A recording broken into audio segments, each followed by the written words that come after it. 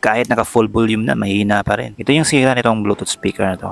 Kahit naka full volume na, sobrang hina pa rin. O, diba? Sobrang hina niya. Kahit palitan mo pa yan ng potentiometer, ganun pa rin. So, no choice tayo kundi palitan yung buong board. Kasi ang daming sira na nito Maliban sa mahina yung volume, ayaw na rin mag-charge dahil sira yung charging IC. At pati yung battery, wala. Sira na rin. Bumigay na. Ayan, bumili ako ng ganitong board. Wala namang problema pag ganitong board kasi pareho lang naman sila ng power supply. 3.7 volts. Tapos yung wattage naman niya, 10 watts. So, pwede lang siya. Tapos, meron pa siyang saksakan ng microphone. At sa likod naman niya, dito yung saksakan ng battery, saksakan ng dalawang speaker na 10 watts, at yung saksakan dito sa LED niya para sa lights. Madali lang yan ikamit dahil pareho lang naman sila ng saksakan. At may kasama na rin siya mga wire connectors. Ganito naman ang itsura ng display niya. Hindi ko na nagawa ng video ang pag-assemble ko sa kanya, pero ganito na siya ngayon. FM mode.